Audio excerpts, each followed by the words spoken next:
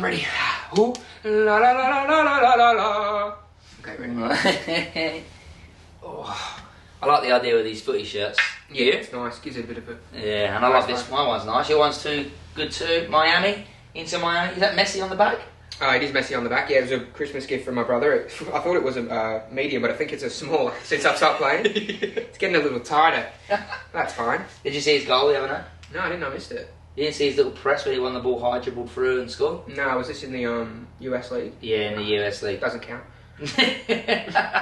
I heard the other day, I heard an article that said, well, I saw an article that said, probably right English there. Yeah, you can read. Yeah, I saw an article there that said the MLS is as good as the Championship in the UK.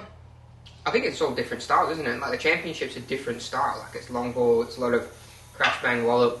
Yeah. Where the US, if you watch it, it's quite slow paced. It's more like the South American leagues. It's not much speed. It's just kind of easy, ball possession, and then they kind of just try to play when they get further up. Different style of players. Yeah. Not as much pressing or high pressure, would you say? Like intensity? Is that what? Much less intense. Much less intense. And it's much more open. Like I watched into Miami a few games for a bit of Messi action. Yeah. And they just have so much time. Like they take the absolute piss. Absolutely, yeah, they do. They've got a good squad there. They've got some old quality players that come in. They'll be just tidy on the ball. So much time, wouldn't they?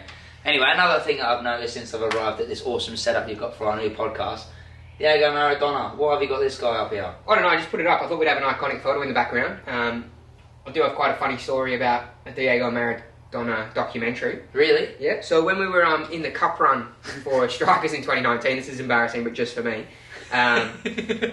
we got asked from New Farm Cinema if we'd like to go to the premiere of the documentary. Yeah. Because I was captain of the Brisbane Strikers and we'd made it into the semi-final of the FFA Cup, and I think they thought we were famous, and they thought I was like from Brisbane Roar and we were professional. So they asked us if we wanted to go, and we're like, yeah, we'll go for sure. And then they posted on their Facebook page, there's a meet and greet with Brisbane Strikers player Jake McLean for the Diego Maradona documentary premiere, and they made it out like it was a big thing. 2019? Yeah, so me and Sarah, we rocked up, and I was like, this is going to be so embarrassing. Like, no one's going to be there. Like, no one knows who we are, and I think they think we're professional, but we're not. So we rocked up to the cinema. There was no one there. It was just me and Sarah. Not a single other person turned up. It was just me and her sitting in the cinema by ourselves watching the documentary. They must have thought you were a Brisbane Roar. I think they did. Probably if it was Brisbane Roar, no one else would have done either. But we actually knew no one was going to be there, and it proved us right. But it was a good documentary, and we got a free ticket. We used to get 50 fans to our game, max. Yeah, I know. To get people to come to the cinema to watch. I thought I might have got one of them there. Maybe my mum or my dad, but even they didn't want to come. Nah. Oh, mate. Anyway, as we carry on talking about football, we have a new podcast series called Be On The Couch. I'm Fraser. I'm Jake. And yeah, we're going to talk anything to do with football and anything else. Yeah, just a bit of, mainly the English League, bit of international football, but who knows what we talk about. Could be a bit everything and anything. Yeah, and a bit about the NPL, the local league here in Queensland, some of our experiences. We've both played NPL football for over 10 years each. Yeah. You played a lot more than me, longer years, and actually FFA Cup's most qualifying player, isn't it? Yeah, I did pay him to say that, so thank you for that. Most appearances for a non-A-League player, because they get in automatically, we have to qualify, but yeah, most appearances in that, which is pretty cool. It's ended, because I'm never playing again, so hopefully no one else beats it, but I imagine, over the next few years someone will get more appearances, but it's cool to have at the time. Yeah, there's definitely a few players, a lot of entries. I don't know how. Yeah. What's your record you've got? 15 entries. That's a long year's playing. That's as soon as it started, pretty much nearly every year you've qualified. Well, yeah, the first year for the FA Cup was 2014. We made it in, and we won our first game 3-1 against Melbourne Knights. Yeah. When I played at Olympic, and then we versed Central Coast in the second game. Yeah. And we got beaten that game 3-1. But yeah, that was a great experience. And then 2015 I was with Oakley in Melbourne, and we had another run. But pretty much most years I've played, I think there's only 2 years I've played that I didn't get in the cup, which has been very lucky. Yeah, because sometimes you have to have a good run to get in, but when you play at big clubs, it's more of a better chance to get qualified, isn't it? Yeah, for sure. I think that's one of the big things about playing at a good club is that you get better experiences, especially with those types of games. Yeah. I think for me, like, I've won the NPL and I've been in the cup, and I take the cup every day. I know some people might disagree and think that winning the league's better, but I couldn't care less if I was in the FA Cup, to be honest. Well, since the FFA Cup, which was called the Australia Cup now, was called the FFA Cup back then. But that was a competition that really brought Australia football a bit more to actually watch, wasn't it? It sort of brought everyone from Melbourne, top teams from Melbourne, teams from Sydney, all over to sort of play, and we was all involved, actually, the football community, where no one really follows the top league here, do they, in Australia? The A-League's not really highly followed, especially being on like Paramount Plus. It kind of alienates the audience. Like, no one wants to pay $15 a month just to watch A-League. No. Like, when it was on Fox Sports, and most people had Fox Sports back then, people would watch it. Yeah. But now, like, no one watches a game. And I think if it was, like, the NRL has a game on 9 every, like, Friday, Saturday and Sunday, a bit of exposure to the game, where A-League you can't watch it unless you have a subscription. And no one wants to do that. But the FA Cup was brilliant in that regard. It sort of brought all the grassroots football together to see how they compete against the A-League teams, because you know what it's like. Everyone in those leagues is like, I can beat them. I'm better than those guys. Yeah, we believed at the time we had that good run then. But it does. But when it first started initially, it was right at the end of our season. So we were starting the games or playing the games months after our season had finished. So to get to the next level, like to get to this quarterfinals, semi-finals, become really hard. Where now a lot of teams are meeting earlier. They're playing teams when they're still in their league, and the competition it proves to itself that the difference is not that much, is it? No, especially it used to be a lot bigger. Like, remember my first games playing against those teams, we versed like Tim Cahill and big players. Yeah. Where now a lot of the people that you're versing, there's no stars in the team in Australia. Like, I don't know any superstars that are playing in the A-League. It's not really an attractive place to come and play in front of a few thousand people when they can go to America or other leagues like that. Like, since Del Piero, those big names, I don't think we've had anyone. No. And as fans of football, it's hard to follow when there is no competition. Is there no like relegation, promotion, nothing to really play for? No. And the fan, not getting many fans to a game, no atmosphere. It sort of just deters us away from going to the game. Yeah, I was thinking like Brisbane Roar playing in Suncorp, 60,000 seats or thereabouts, and you get 5,000 to 8,000 people to a game. It looks awful. If you had an 8,000, 10,000 seat stadium that was full, the atmosphere is 50 times better. Yeah. So just being at that big stadium just ruins the atmosphere that they can have. Yeah. I was thinking about it, it's kind of like if you get a pint of beer, right? Or if you got a schooner and it was in a pint glass, you'd be gutted because it's not full. But if you get a schooner in a schooner glass, you're like, that is beautiful. You know, it is what it says on the tin. It needs to fit. You know what I mean? They need a stadium that's purpose-built for 10,000 people. You're definitely right. And that game in Melbourne, the NPL game in Melbourne, that got 9,000 fans to it. That is literally Preston Lions, isn't it? I think the team called Preston Lions, versus I think South Melbourne, was it? Yeah, definitely a new team. Were they promoted last season? They were, I think they're maybe Albanian. They've got a lot of significant heritage from one of the cultures, and those things breed those massive rivalries. Like South Melbourne is Hellenic, Greek culture versus another culture, and it just makes those rivalries so much more strong. And both teams that have just recently been accepted into the B League, which is a new league coming into Australia, which Queensland haven't actually got anyone accepted for at the moment. No, they haven't had the 8 teams that initially launched for the B League, but it's something that teams have been talking about for years and years, and it's one of those things as a player, you're kind of like, you know, I'll wait to see when it happens. Like, I'm 31 now, I've probably been told it since I was 25 that next year we'll be in the B League, they're going to make it. And now I'm 31 and I don't play anymore, and they're saying, oh no, next season it's going to start, but I'll believe it when I see it. I totally agree. I'm the same. We was at Strikers when we were young and we were here, and we was always going to be in the next league, so it sort of enticed you to stay there and play there because you're being told that you're going to get promoted up there, but it never does actually form into anything. But hopefully now there's going to be a big change in the future. I can see sort of one happening. I don't know too much about what's happening here, but there's definitely going to be a big change in Football Australia in the near future, and there needs to be. Yeah.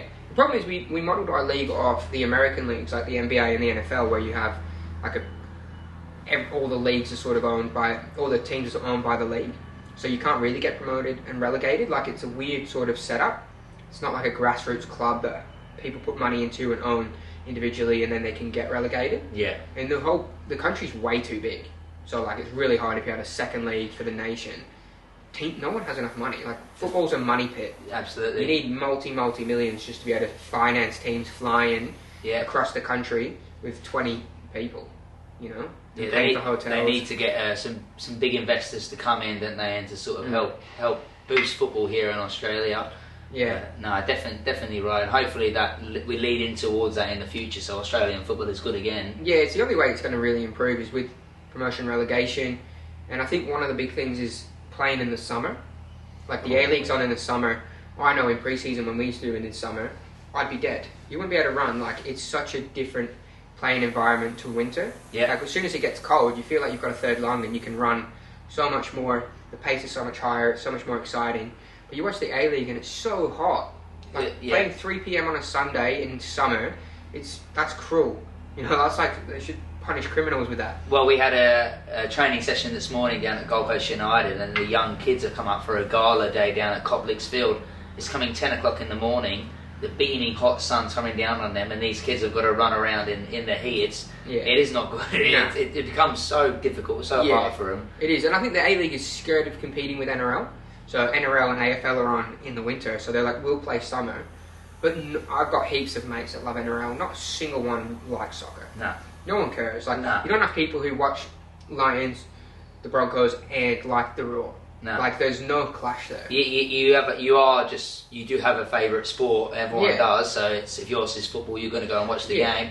But yeah, the atmosphere is rubbish. So you don't. In Australia. No one even wants to go. They should just put it on in winter. Yeah. So the playing environment's better, the quality of football is better, the intensity's better, and just have smaller stadiums and just build it again from the grassroots and get as many juniors, as many young kids there as possible. Yeah. So in the future it's good, but that's going to start with some smaller boutique stadiums, because playing in 50,000 seaters when there's no one there, it's not a good look. No, it doesn't look good. No. Did you watch any of the games this morning from the international? Yeah, got up and watched the England game. Yeah? Yeah, 2-0 versus Albania, was it? Albania, yeah. No, we should be winning those games, though. I didn't watch it, I was at training, but... Yeah, no, they definitely should be. I think those games, obviously, England's such a big country in terms of who plays football and what's expected of them, where Albania, obviously, not so much.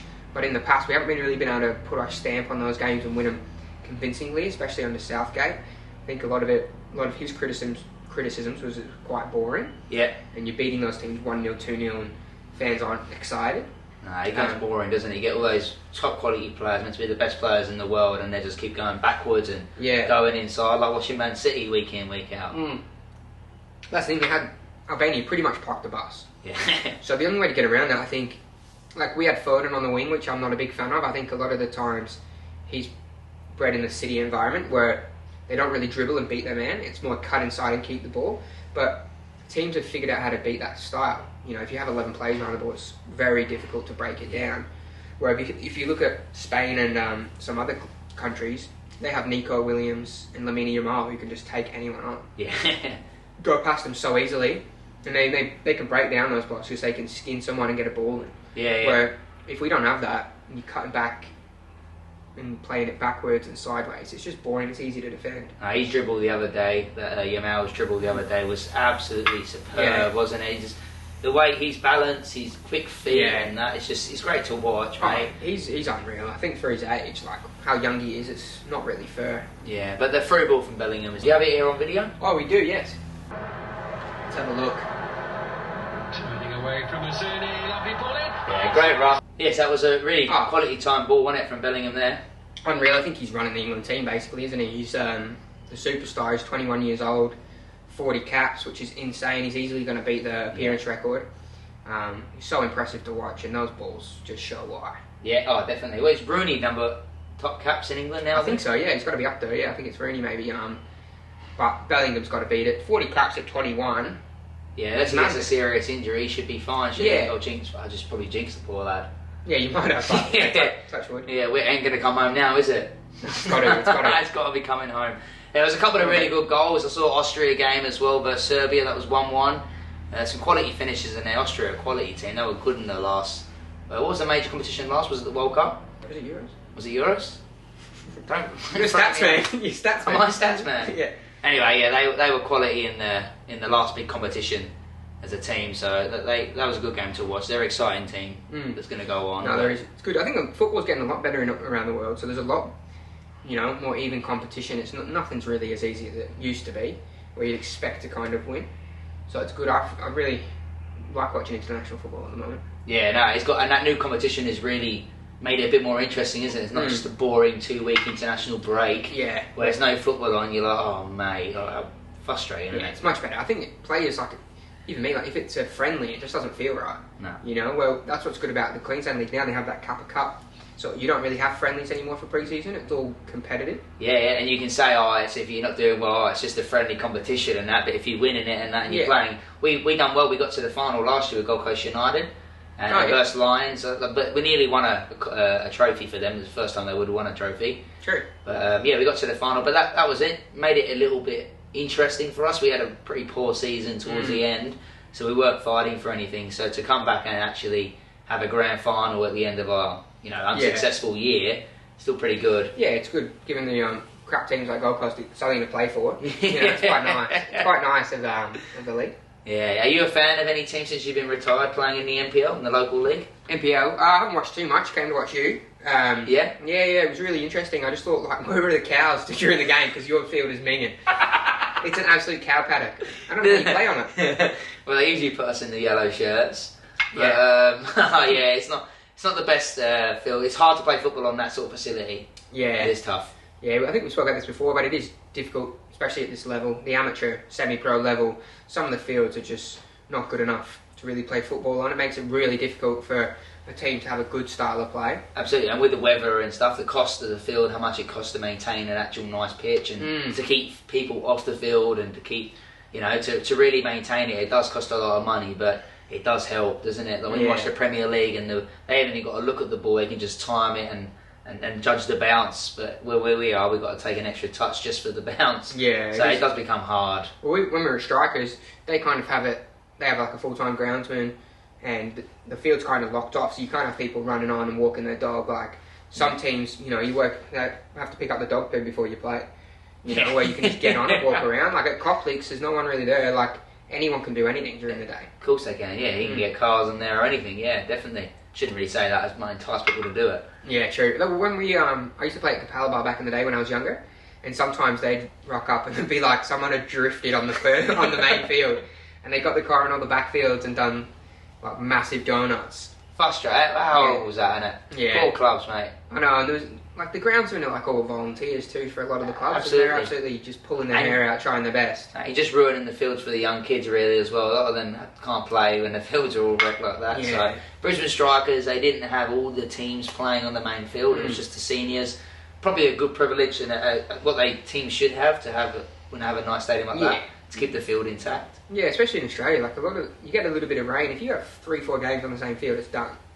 Like the field's done, and then it's done for pretty much the rest of the season. Yeah. Oh mate. Like it's difficult to maintain, and I think for the standard to be any good, you definitely need the field to be a good surface to play on. If you had to plaster the ball and make it exciting. Yeah. Have you got any tips? Who do you reckon's going to win the league this season in the NPL? NPL. You haven't got to say me because I'm here. Yeah, don't worry, I wouldn't. I'd say you've got a chance of probably winning the FQPL in the lower league in next year, but we'll talk about that. We'll talk about that later. No, I think it's probably going to be the same as always: Gold Coast Knights or Lions. Like the top two. When you look at the teams, Gold Coast Knights are so strong. They've lost a couple of players to the Raw, obviously, and lost a few players to other clubs. But I think the players that they've signed definitely fill that hole. You've got Marquez Walters up front. Max Brown just came back, who's one of the best players in the league, I think. Scores goals for fun from midfield. Yeah. I think them or Lions will definitely be the top two. Yeah, and what about Penn Power? Because you as a player, you don't... Yeah, Penn Power... player for them. Yeah, to be fair, Penn Power have a really good side, and they've looked good in pre-season. They've won a couple of games, and they're always a very strong team. Always are, right? Yeah, they always make a few new good signings every year. They don't mess around, and they don't rest each year. They've always got a few new tweaks to the team. They have players lined up, don't they, to bring in case they do lose a big name, and they always bring in a big name to replace them. Definitely, and those when you're driving up to Redcliffe, you get out of the car and I don't know, I'm getting a bit older, but I have a bad back, and you're just like, I don't want to be here. So I think it plays into their advantage being so far away. Yeah, no, definitely, it's good. Good, but I think I reckon they're my favourites to win. Penn Power. Yeah, got a good team. Michael McGowan at the back. Played with us for a few years down at Strikers and played with me in Melbourne. What a legend. Oh, he's an absolute machine. I think he's probably 37, now 36, 37. 37. Did his ACL at about 34, and everyone thought he was done, and he just wouldn't have a bar of it. Came back bigger, stronger, better. It's kind of impressive. It's kind of inspiring. You know, I've retired at 31 because I've just got me asked. Yeah, he is a good role model, that guy. He's a machine. He works so hard and convinces us he's not on PEDs, but I don't believe him. He's massive. Yeah, we used to play alongside me. He used to play as a defensive midfielder in Port Melbourne.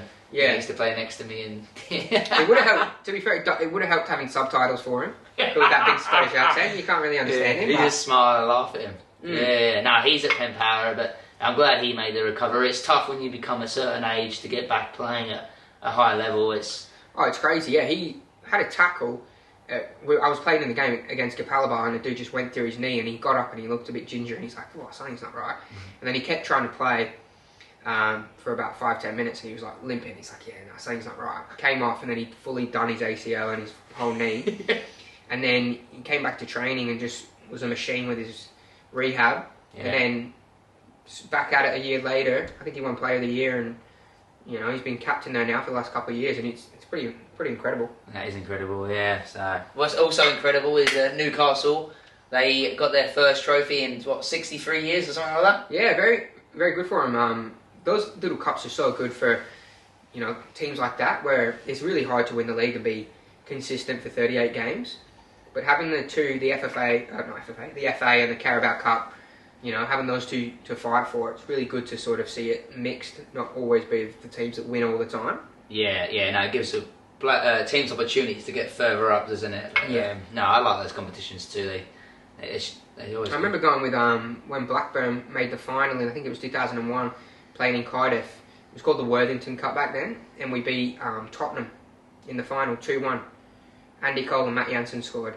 That's quality. It's good. Went there live. It was Millennium Stadium. Blackburn, what are they? Like a local club that where are they? Championship. We're rebuilding phase. We went from Prem, Championship, League One, back in the Champs. We're sort of always in and around the top half of the Championship table, but we just can't seem to make the playoffs. Nah. We had a change of managers, but it is difficult, that league. 46 games. It's tough to get out of that league once you go in it and stuff, and if you do get out and go into the Prem, most of the time you're just going back down, aren't you, straight away? You need a billionaire owner, but we had these Indian owners for Blackburn for years called the Venkis, and they took all the money out, and I think they heard about football and were trying to make profit off a football club. Yeah. So they were selling players and then just being like, "Oh, sweet, we just made a few million," and not buying anyone. So all the fans were revolting, and they owned a chicken business. So all the fans used to throw chickens on the field during the games. Yeah, it didn't like protest. They throw chickens on the pitch. Yeah. How does that happen? Talking about animals on the pitch, did you see that fish the other day? No. Spain versus... Oh, yeah. What was it? Spain versus Netherlands. Netherlands, and then he got tackled and he dived around like an absolute... like a fish, mate. Norman, it was pretty embarrassing. I think there needs to be a rule. If you go down and you act like you're dead, or you're on the way to death, you need to come off for 10 minutes. There has to be some like HIA rule in NRL where if you get a head knock, you got to go off for 10 minutes. If you're a little bitch, you've got to go off for 10 minutes. Yeah, definitely, mate. Oh, you got to show the video because it is quality. We'll get it up. Have a look at him. Full slippery fish. Oh, mate. Yeah, it's absolutely embarrassing. I think you've got to be put in some sort of time out when you do that, because it looks like a little baby rolling around. It's like, okay, you've had your little moment, you need to go in time out, have a few minutes off the field, and then you can come back on. That's a bit overperforming, isn't it? He must be hurt. He played on. He played on? Yeah, he finished the game. So he was down, doing the slippery fish. I think he was doing the ray gun, they call it these days, He was doing the ray gun, absolutely pretending to be dead, and then he played on. So I think that's one of the big things. Ray gun. I grew up at a state school in Australia, and if you have also been in a state school, you know the main sport is rugby league, and if you play soccer, they kind of, call you names. I won't say the names, but they call me names. And this is why. Because they say, you roll around, you're such a little pussy. And they get hit by 140 kilo blokes head on. Yeah, I was watching the NRL last night. Someone got knocked out and still tried to make a tackle.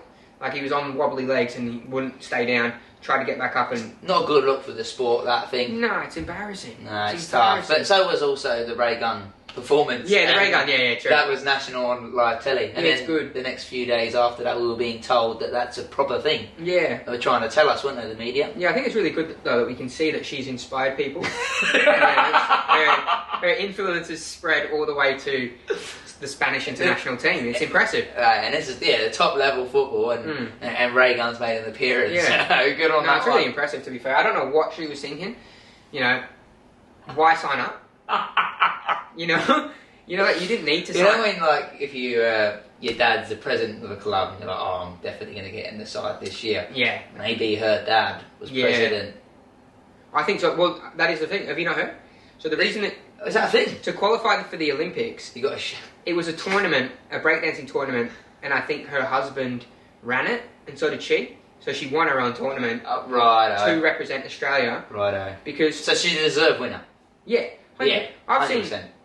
But to be fair, I've seen like 6-year-olds who can. I think my niece can do that. You know what I mean? Like I've seen people who are in a wheelchair that dance better. So maybe next year.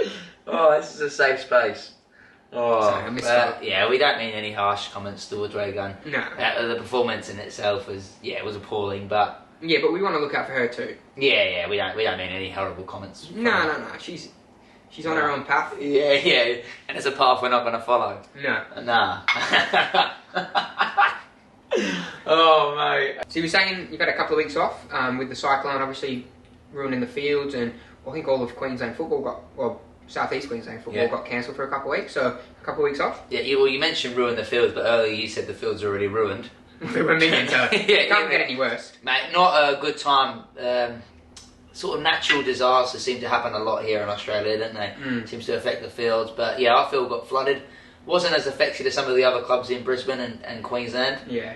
The cyclone sort of missed us, changed direction. The weather news were really close. They nearly got it right, but Yeah, I think Wynnum and a lot of other clubs in Brisbane, they fully went under, fully got flooded. Capalaba, a lot of teams in there were struggling a bit. another time, yeah, not a nice thing to see. Happened to us a few years ago when I was at Brisbane City and the flood hit. Sort of unexpected. This time we were a lot more prepared. I think the whole of Queensland was prepared though. Yeah. And a lot of gym equipment got ruined. So hopefully, I think they're trying to bring everything up this time and stop it. But yeah, Gold Coast United wasn't affected as bad with the changing rooms in the clubhouse, but the actual field was under for a few days. Obviously, disrupts training sessions, especially when you're winning on a roll as a team. Like, Yeah, you definitely want to stay in the role, especially this early in the season. massive. And have a couple of breaks. As a team, we sort of met up and done our own thing. But that long break is not good. No, especially like you have 2 weeks off at the start of the season, and some players take that as time to sesh, and the sesh can get hold of them. Especially early in the season, you've gone through your pre-season, you've just got fit, you're 2 games into getting match fit, and you have 2 weeks off. And we know these players, we've played with them, we are them. You're gonna get on the You're gonna get on the sesh for 2 weeks straight. You're gonna be drinking, and you're not going to be as fit as you were 2 weeks ago. So you can, I remember I used to come back an extra kg, 2 kgs heavier. Still got it actually. But it is tough, and I think it can definitely hinder a team's momentum at the start of the season having those couple of weeks off. To not be together, yeah. But when sometimes, as you say, the term sesh as you're using, when you do the sesh with a team night out, it does bring everyone together. Yeah, definitely. If you're just going out by yourself, it's sad. But if you're with the team, it obviously makes your team a lot closer. Good team bonding, big thing for teams, definitely to gel. Some of the most successful time of my career playing football over the years has been with a team that are now all my best friends. Sort of so much, It's all team that we've connected well together. We all wanted each other to do well, so we were successful. And all of those teams we used to go out together. Oh, we did. Yeah, I think Brisbane Strikers when we had those good runs. Yeah. 2016, 17, and even in 2019, I think the Met had a standing reservation for us, and same with Prohibition. It was crazy. It was a great time. It wasn't good for my health, or your health, or anyone else's health, and I think, we're definitely going to see the repercussions later on down the line. Yeah, but the Met was an awesome experience, wasn't it? It was. Yeah, it was. We always went back. It was brilliant, yeah. You always left, and you felt sad when the sun was up, but it was worth it at the time. Yeah, great experiences there. Like even playing PlayStation together as a team when we was at Brisbane Strikers. I didn't even play PlayStation, and there's 7, 8 lads jumping on before a game, all chatting. It sort of brought us together. It sort of all made us work for each other. definitely a great experience. No, it was good. Yeah, we get all the lads, especially the young lads, because I was rubbish at Fortnite. So we get all the young lads on, carrying us to victory, and just getting those little victory royales before a game just really spurred us on into the game. We could help. Victory royale, brilliant. Brilliant. We had so me and Jake. Obviously, we are friends. We do hang out. We love talking about football. We become friends and hanging out through football. Yeah. Through Brisbane Strikers. Back when did we meet? 2016. 2016 we meet at the club. We played together. I left, come back. You were still there. They kept Jake retained him for all these years. Yeah, well, I was carrying it. So. And we had a very successful cut run, didn't we? In the Australia Cup 2019. We went all the way to semi-final. Yeah, I think football. The reason Fraser's bringing this up, some people might know, he won the Mike Cockerell medal in 2019. Oh, mate. Where he got...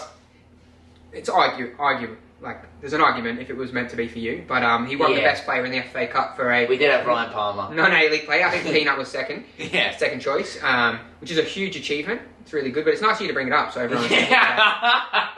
But no, it was good. You deserved it. You did well. I think Bon also deserved it too. Bon was awesome, wasn't he? Ah, he was Some of those saves and those penalty shootout, mate. Yeah. Against Wellington Phoenix, what an experience that was. Reason why I brought it up anyway was not to talk about that. I don't know why you mentioned it, tried to mug me off on the podcast channel first episode. Cheers for that, brother. But any experiences that you could share, you would share from that you picked up through the whole time doing all the way to the semi-final. I had some big ones.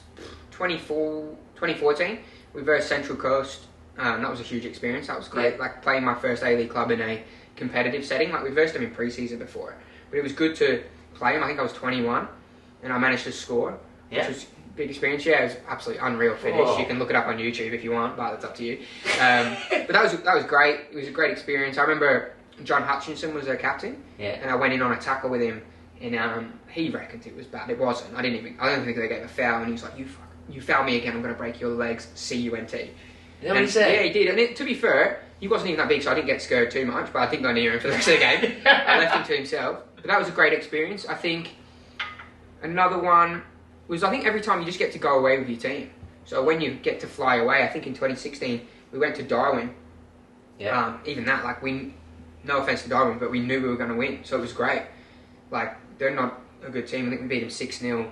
It was 4-0 at half time. So you kind of knew you were going to beat them, or you should beat them. So it was just a great experience flying with the whole team and getting to go through that. Darwin was a weird experience, wasn't it? We sort of flew up the day before. There was a podcast or was it a news channel? Yeah. That did a talk show with one of our players, and they were talking us up to be professionals at the time. They turned up in a limo, didn't they, with Shamrock Rovers written on the side. I think they were just a local team that were lucky to get into that thing. But the experience that I took from the Darwin one was jumping on a bus, and I just jumped on the bus to go down to the shop when I was there. I was only there for a few days, and the next stop, two Aboriginals jumped on the stop, started fighting, punching each other, no way. And then jumped off the bus, and then the bus just kept going. Just normal. And that was my first experience in Darwin. And I love it, but we was only really there for the game, wasn't we? We wasn't allowed to do anything. We flew back on a Thursday afternoon at after the game, wasn't it? Yeah, it was straight after. Yeah, we didn't even get to go out or anything, which is the highlight of every away trip. Every away trip. When you get to Melbourne away in the Australia Cup, it's good to go out with the boys, isn't it? Yeah, it's the best part about it. Unless you get Blacktown. Yeah, true. Unless you can't go out somewhere like Darwin, but they are great experiences. I think for the league too, it just.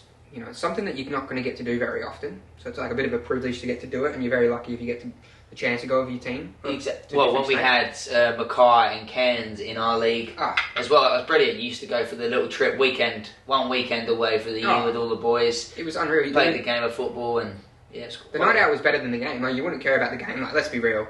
No offense to the coaches that might watch or never watch. Going to Gilligan's, you knew I'm going to Gilligan's in Cairns tonight. So we used to rock up to the game. I'd get it as soon as you get off the plane, get to your hotel, put all your stuff down, and you go to the bottle shop.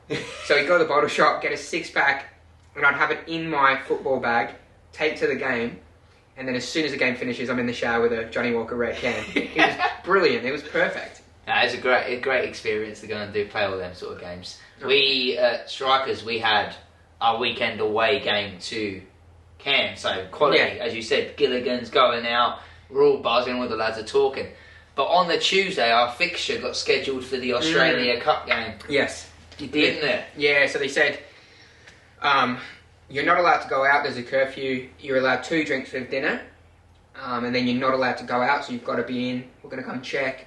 So no one's allowed out because you've got FA Cup on Tuesday. Exactly. And how did that go? Well, didn't go to plan. Nah, there's no way I'm spending all year playing football excited for this one trip away to be told I can't go out when a game's 3 days away. We're semi-professional football players. Seriously? Mate, like, I'm probably going to drink the next day if I've got an event on. You know what I mean? Well, yeah, I remember. So they said you can have 2 drinks. So we found a little bar in the hotel just to the side, and we had a couple of Scotch and Cokes. Well, I did, and then we went to dinner, and they're like, "You're allowed 2 drinks," but we'd already had about 4. So I got 2 double Scotch and Cokes. So just to keep the ball rolling. And I think you were the same. I think I remember Rhys Meredith and Trent Clulo were the other 2 culprits. Yeah. So, do you want me to continue the story? You can continue the story. So yeah, we got back to the hotel. I'm rooming with, I think, Rhys Meredith, and you were Clulo. I'm with Clulo, Trent, and so, legend of the game. Yeah, absolute legend. One of the best players I've played with. One of the fittest men alive. Yeah, marathon runner now. Yeah, it's crazy. But we're in a room and we're thinking, this isn't us. I'm not going out. So we get and ahhing. We throw a few texts into the group chat. A couple of the senior boys at the time, who we thought would be carrying us along to Gilligan, said no. Greg Hensley and Sam Knight. Michael Angus. Yeah, leaders, like people that have helped us grow and develop into actual football players. They let us down. People we looked up to let us down. They didn't show up at the time. So it is what it is. We don't hold it against them. So we just took it on ourselves. We said, hey, there's us 4. We're 4 of the starters. They can't drop us all. They can't drop all 4. They can't drop us all. So what did we do? We organised through text. We met up in one of the rooms. And we didn't go to the bottle shop beforehand, which was a mistake. So we went into the bar fridge. And we got the red wine. We got the bottle of red wine. And so we were just passing that around, having a few swigs and whatnot. And we got to the end and we're like, they're going to know because they pay the bill that we've been drinking. So we filled it up with water and no one ever found out. No one ever mentioned it. No one ever not found out. Anyway, eventually we managed to sneak out through the back window. Jumped out, had a great night out in Gilligan's. It was awesome. Isn't it? The back hugger space is superb. I loved every minute of it. Can't wait to go back when we do. And then about, 3 a.m. here, we're sort of getting a bit late now, getting a bit dark. And as we're looking to walk back out of the thing, we see the coaching staff. Hypocrites. That said we wasn't allowed out. Stumbling home together. We had text messages with one of the coaching staff, one of the insiders. There's always one there. Yeah. One that has a connection to the players. It'd feel like a safe space. Yeah. That was saying, come and meet up with me. We're at this club. Yeah. But, so we got out of it unscathed, and luckily we won on the Tuesday. Had a great game on a Tuesday. Probably the best game I played for a long time. Yeah. So it just goes to show you don't need to be a professional. You don't. Like Maradona. Like Gascoigne. You can do whatever you want. No, listen to that advice. It worked out fine. We won the cup game, and we went on to make the FA Cup. So it was perfect. Yeah, great season. So after you got your drink, I thought it was a good opportunity. We could maybe play a game. Yeah, it's not the type from my Bucks party. No, okay. No, it's not one of those games. This game is going to be about the NPL, so a league that me and you are both familiar with. Yep. And it's a game not just for me and you to play, but for some viewers who want to comment and get involved can play as well. Okay. It's picking 3 players from the NPL to give you points. If they score, you get 2 points. If they get an assist, you get 1 point. Okay. Throughout the whole season. I have to just do the NPL because the Premier League's nearly finished and there's no major international tournament. So it's kind of like fantasy. Kind of like fantasy, and so you will pick one. So me and you are not the same. You will pick one, I will pick one in that order. But yours at home, you can just put your little in the comments, your ones, and we'll make a little graph and a ladder, and a winner will get a prize. Okay, yeah, we can do a prize. I think that's only fair. Yeah. For all 14 listeners that we're probably going to get. There could be a prize. We can afford 14 gifts, I think, or 14 prizes. And I think we should do a forfeit. Yep. So some form of forfeit. We'll let people decide. They can put a comment on what they think. Nothing too crazy. Yeah. We've got kids, bro. Yeah, we've done it all already, so it's nothing new. But yeah, I think that would be fair. Sounds good. Yeah, Okay. and then you guys can make up the forfeit and we'll do the graphs. But you can go first, so you're first select. Well, seeing as it's like fantasy, my fantasy is Andy Pengelly. So he's going to be my first pick. He's going to be my first pick. I think he gets a lot of goals, a lot of assists. You know, celebrated talisman of the NPL. Well, when we played with Andy, he got 38 goals in that season. I think it was 41. 41? Yeah, and obviously since, the two providers have left. He hasn't been getting as many, has he? Downhill. But maybe that is maybe the factor, but it could be the reason that he's playing 10 now, attacking midfielder. 10. He is a 10 out of 10. It's only right if he is playing 10. I think, he's been up there for a while. He's in a good team. I back him, so I'm picking him first. And he's definitely up there for best looking in the league. He's got to be top 5. Top 5 in the league. 5. Definitely. We can always do that as well, top 5 lookers in the league. Yeah. Yeah, since I've retired, there's a space open. There hasn't. Okay. My first pick has got to be with Lions as well. It has to be with the Alec Fechner. Yep. The left-footed striker. He's actually the one who's been playing number 9 instead of Pengelly, I'm pretty sure. But goal machine, mate. Scores every week. Good left foot. Definitely going to get me points. It's a fair pick, but Andy will outdo him, but that's alright. That's good for me. Second pick, I think I'm going to go with the Gold Coast Knights striker, Marquez Walters. Recently suspended for diving, but I hope he can look past that and move on, become stronger. Yeah. And that's just going to he'll be feeling guilty for letting his boys down, so he's going to come back with a vengeance. Just banging loads of goals. Banging goals. Definitely a good goal scorer. Could definitely find the back of the net. So, it's a good pick, that one. Second pick. I think Owen shows him as well. Yeah, I'm very happy. Yeah. I might go the rival team, my team, Gold Coast United, Chrissy Lucas. I was going to go myself, but... You don't want to lose. I really need to win this. So, cheeky bugger. So, I'm going to be feeding the ball to Chris every game. Yeah, okay. Every game. Yeah, well, I'd hope so. He's up front. That's his job. That is my job. Chrissy Lucas, a player that's played in the Melbourne League, played here in the Gold Coast League before he left and was a top goal scorer. Oh yeah, he's definitely a good goal scorer, good player. So it's good choice. Good choice. All right, third and final pick. Third choice. Penn Power obviously going quite well, but I don't know who's going to play up front because they've got a few different players. So I'm a bit wary of picking someone for them up front because I'm not sure who's going to score. So I think I'm going to give Kiapal a chance. Is that how you pronounce his name? Yeah. Kiapal from Moreton Bay. They've always done well in the league, especially in the recent years, and I think he's up front. It's just him now. Marquez Walters has left. I think he'll have a good run and might bag me a few goals. So I'm going to go Kiapal. Yeah, definitely take the weight on his shoulders to get the goals in, won't he? Yeah, no, he's a good finisher. He's a very a keen and eager player as well. Very direct. And they're a direct team. I think he'll do well. I think he'll get me the win. Good choice. Yeah, good choice there. He could definitely get some few goals. My third pick, sort of haven't really thought this through even I made up the game. Oh well. But no, my third pick is going to be with Olympic team. Yeah, not Danny Legg. Dan Legg. He's going to score all their goals. I think he's a senior player for their team now. He's played a few years in the league. He will bang in their goals. Yeah, he's hopefully not against us tomorrow. Well, if we see you smiling when you're losing 3-0, we'll know why. As long as he gets all 3. But no, I think Danny Legg will probably score all the goals for Olympic. So I'm going to put him in, and he will get assists as well. Yeah, so the playmaker for their team. Good choice. Yeah, I think he won't mind me saying this. He's probably one of the most hated players in the league. I know Dan a little bit from when I was a couple of years ago. He's a nice guy off the field, and on the field, he is a pest. Totally different. He is. He gets under players' skin. He calls you shit. He says you're rubbish. I think he called me fat one time, but I'm okay with it. No, he's good. He's a great player. Nice guy off the field, but he's got that white line fever. He just turns that switch on and just rubs everyone the wrong way. A bit like Maradona here. Yeah, no. Exactly. I always hear him beefing on the field with everyone. I sort of laugh at most of the thing. It's quite funny. It is funny, especially because I know him. So some people we used to play in my team and they'd be like, I hate him. Like, I can't stand him. But when you know him, it's quite funny. But no, definitely going to get goals and assists this year, so he'll bring you points. But yeah, send in your votes, put them on the comments section. Don't know how that happens, but yeah, chuck them in the comments. We'll make a little graph, and if you guys beat us and you guys win, you win a prize. Yep, I'll be on the spreadsheet, so every week the league will get updated, so you can see if you're at the top, you're going to win a prize, or if you're at the bottom and you need to look at yourself in the mirror. And give up. Yeah, chuck a comment on, and we'll see how everyone goes. Yeah, hopefully someone votes me. Not happening. Cheers, man. Cheers.